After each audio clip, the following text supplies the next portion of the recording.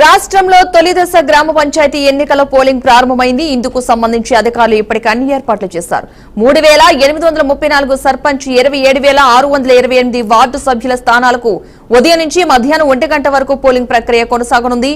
37,562 polling కేంద్రాల్లో 56,19,430 మంది ఓటర్లు ఓటు హక్కును వినియోగించుకోబోతున్నారు. పోలింగ్ ముగిసిన అనంతరం మధ్యాహ్నం 2 గంటలకైతే ఓట్ల లెక్కింపు, తుది ఫలితాలైతే ప్రకటించనున్నారు.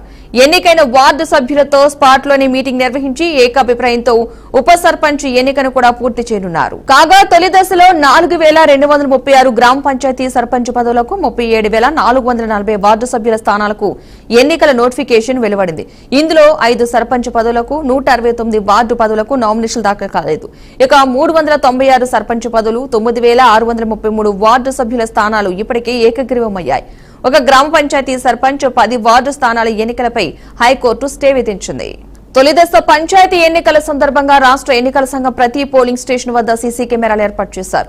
50,000 మంది సివిల్ పోలీసులు, 60 ప్రత్యేక పోలీసు ప్లటూన్లు, 2,000 మంది అగ్నిమాపక, అటవీ సిబ్బంది బందోబస్తు విధుల్లో ఉన్నారు. ఓటర్లు నిర్భయంగా, స్వేచ్ఛగా తమ ఓటుకు వినియోగించుకోవాలని రాష్ట్ర ఎన్నికల సంఘం కమిషనర్ రాణి కుముదిని పిలుపునిచ్చారు. పోలింగ్ జరిగే గ్రామాల్లో మద్యం దుకాణాలను మూయించామని, స్థానికంగా సెలవు దినంగా ప్రకటించామని అన్నారు.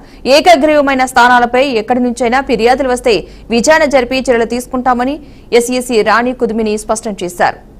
ఇదే అంశానికి సంబంధించిన పూర్తి సమాచారాన్ని మా ప్రతినిధి సాల్మన్ లైవ్ ద్వారా అందిస్తారు. సాల్మన్, చెప్పండి, ఎన్నికల పోలింగ్ ప్రక్రియ ఏ విధంగా కొనసాగుతుంది అసలు?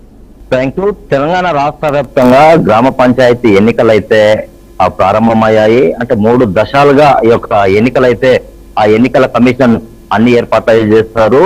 11వ తేదీ అంటే ఈ రోజు ఆ మొదటి విడతలో భాగంగా ఈ యొక్క గ్రామ పంచాయతీలకైతే ఎన్నికలు నిర్వహిస్తున్నారు. అదే విధంగా 14వ తేదీ, 17వ తేదీ అంటే 3 విడతల్లో ఈ యొక్క గ్రామ పంచాయతీ ఎన్నికలైతే అన్ని ఏర్పాట్లు అయితే చేశారు. మొదటి విడతలో భాగంగా మనం తెలంగాణ రాష్ట్ర వ్యాప్తంగా చూసినట్లయితే ఆ ఉదయం నుంచి 7 గంటలకు వెళ్ళి ఈ యొక్క ఎన్నికలు అయితే ప్రారంభమయ్యాయి. ఈ యొక్క చలి తీవ్రతతోటి మాత్రం కొంతమంది ఆ ఓటర్లు ఈ యొక్క ఆ ఓటింగ్ వేయడానికైతే ఇప్పటివరకు అయితే మందకొడిగా సాగుతుందని చెప్పవచ్చు. మనం తెలంగాణ రాష్ట్రంలో చూసుకున్నట్లయితే చలి తీవ్రత ఉండడం వల్ల కొంత ఆ ఓటర్లు అయితే కొంత నెమ్మదిగా ఇప్పుడిప్పుడే ఈ యొక్క ఆ ఓటు వేయడానికైతే ముందుకు వస్తున్నారు. మనం చూసుకున్నట్లయితే మళ్ళీ అదే విధంగా ఈ యొక్క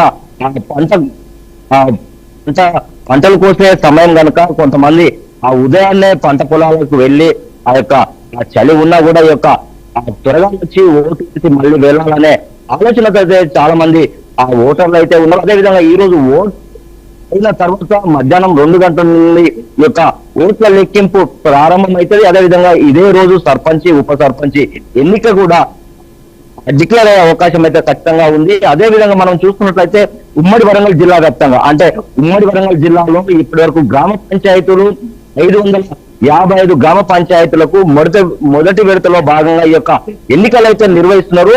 53 ఏకగ్రీవంగా జరిగాయి. అదే విధంగా చూసుకున్నట్లయితే సుమారు వార్డు మెంబర్లు 4 మంది వార్డు మెంబర్ గా పోటీ చేస్తున్నారు. సుమారు దాంట్లో 8,000 పైచీలకు అయితే పోటీ పడుతున్నారు. అంటే మనం చూసుకున్నట్లయితే ఖచ్చితంగా ఒక గ్రామ పంచాయతీ ఎన్నికలకు సంబంధించి పూర్తిగా అభ్యర్థులు అయితే వారికి ఆ గుర్తులైతే కేటాయించారు. పార్టీ గుర్తులు కాకుండా ఇక్కడ ఒక పెద్ద సమస్య అంటే రాజకీయ పార్టీలకైతే ఒక సమస్య మారింది. ఎందుకంటే మనం చూసుకున్నట్లయితే స్థానిక సంస్థల ఎన్నికలు అంటే అసెంబ్లీ ఎన్నికలు, అదేవిధంగా పార్లమెంట్ ఎన్నికలు అంటే బీఆర్ఎస్ సంబంధించి, కాంగ్రెస్ సంబంధించి, లేకుంటే సిపిఎం, అదేవిధంగా బీజేపీ సంబంధించి అంటే పార్టీలకు సంబంధించి గుర్తు ఉంటాయి. కానీ ఒక స్థానిక సంస్థల ఎన్నికలకు మాత్రం అంటే ఆ ఎన్నికల కమిషన్ అయితే ప్రత్యేకంగా ఒక గుర్తు ఏర్పాటు చేసిన ఒక గుర్తు వారు ఎవరైతే సర్పంచ్ అభ్యర్థులు వారి మొదటికెళ్ళి ప్రతి గ్రామంలో ఉన్న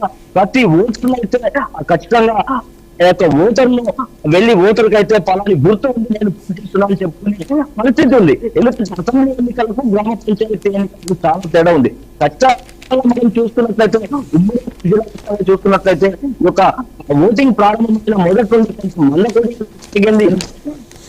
చాలా చలి ఉండడంతో గ్రామంలో ఉన్న ఓటర్లు కూడా మనం ఇబ్బంది ముందుకు వస్తున్నారు. మనం అనుకున్న జిల్లా రైట్.